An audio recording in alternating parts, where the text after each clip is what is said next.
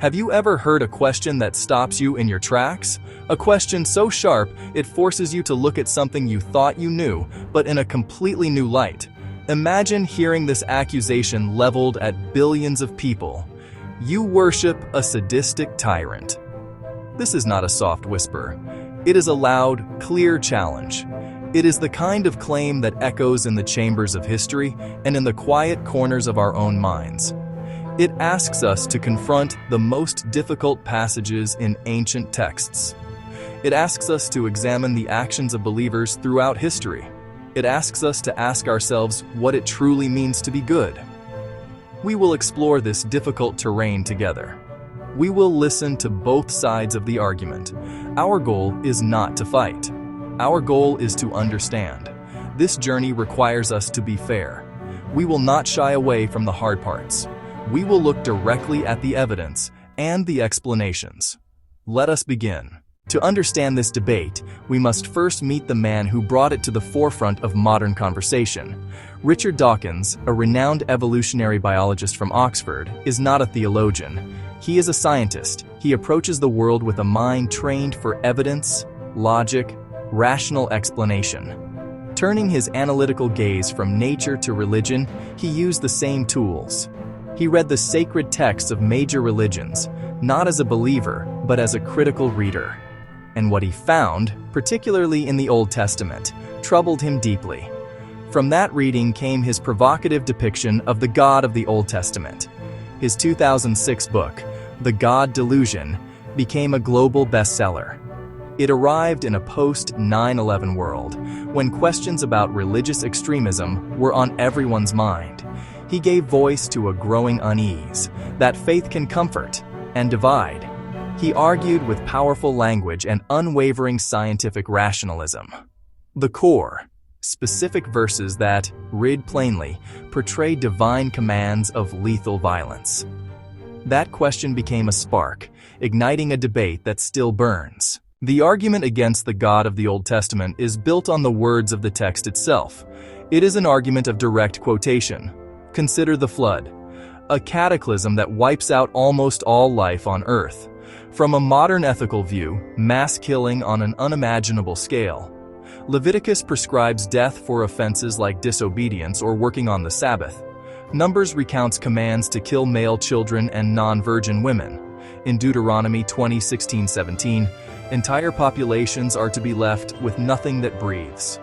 In 1 Samuel 15:3, Saul is told to slay men, women, children, infants. Scholars like Hector Avalos and Bart Ehrman say these mirror ancient Near Eastern tribal warfare.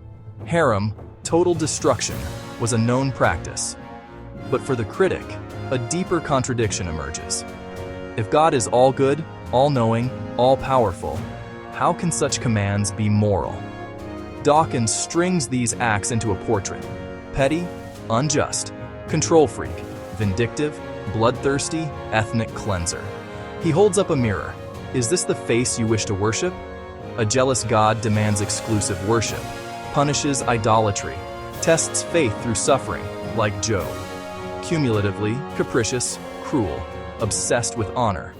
Critics say worship requires ignoring swaths of scripture, or mental gymnastics to explain away plain words. Now, they argue, faith's danger lies not only in texts, but in what people will do for them.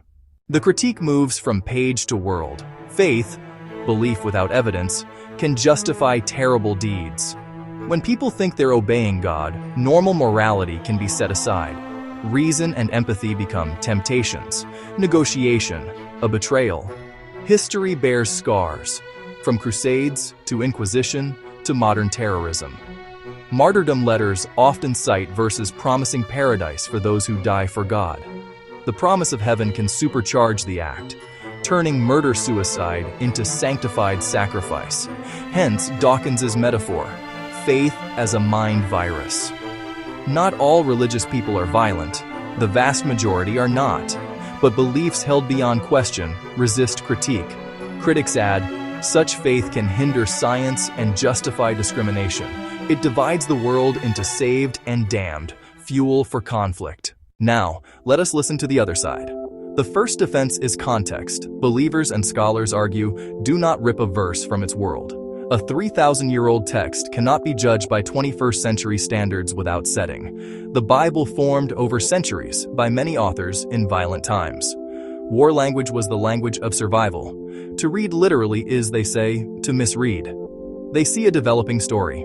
Early tribal depictions give way to prophetic mercy. Then, New Testament love, progressive revelation, understanding matures.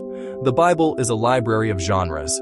Genre controls meaning. Conquest stories may be hyperbole, common in ancient war accounts.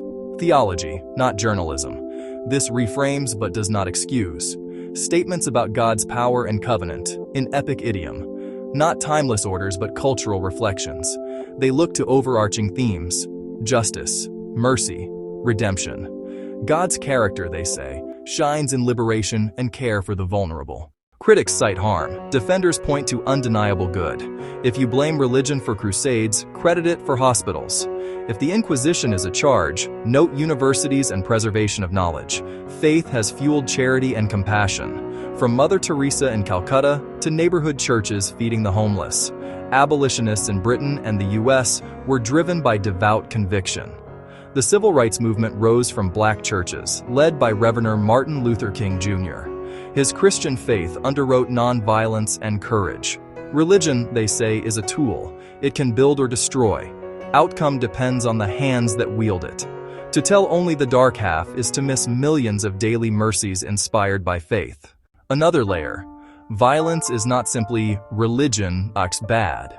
Robert Pape's work links suicide terrorism often to nationalism. Land, occupation, foreign troops.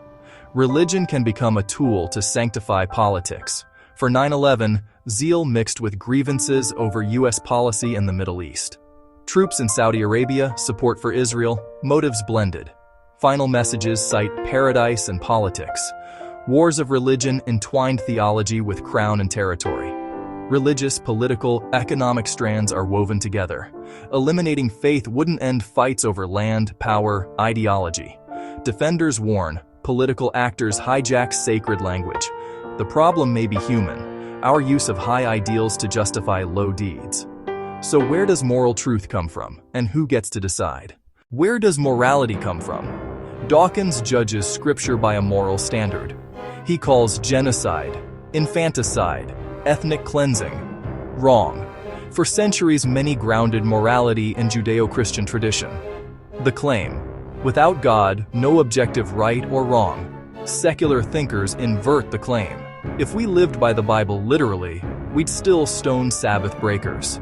Instead, we pick and choose, embracing love your neighbor, ignoring cruelty. That choosing implies an independent moral sense. Human reason, empathy, social evolution. The golden rule appears across cultures, religious or not. Empathy is part of our biology. Compassion grows from it. Moral progress, abolition, civil rights, equality often challenge dogma. Meaning and dignity, say humanists, arise from shared humanity. Our responsibility is to build a just, compassionate world for future generations. But what about the most intimate arena? What we teach our children? Dawkins's most controversial claim concerns children. He argued some fear-based religious upbringings can be psychologically abusive, especially those centered on hell and damnation. He reported stories where fear of eternal torment cut deeper than physical abuse. Some clinicians describe religious trauma syndrome, anxiety, depression, shame, impaired critical thinking. For a child, a loving God condemning loved ones forever is terrifying and confusing. Not all religious upbringing is abusive. Far from it. Many find comfort, community, guidance. The critique targets fear as a tool of indoctrination. Teach love and forgiveness, not constant surveillance and terror of misstep. Fear doesn't build character. It builds anxiety. This is not abstract theology. It's the child's world. We carry responsibility for the world we place in a child's hands. The ideas we teach can heal or harm. Handle with care. We have traveled difficult ground. We have heard sharp accusations and ardent defenses. Ancient texts, history's scars, the mind's depths. The charge is not frivolous. Harm has been real. Yet faith's defense is strong. Context, growth, love, charity, courage, politics, economics, psychology complicate the blame. Truth is less either or, and more both and. The path forward is calm, respectful dialogue. Critics must hear context. Believers must hear moral outrage. Not enemies in a war, but fellow travelers seeking truth. Build a world where deep differences coexist in peace. We need not agree on answers, only to ask honestly, listen carefully, and grant dignity. The conversation continues. Join us in the comments. Subscribe to Sacred Arguments for more debates, speeches, and intellectual discussions.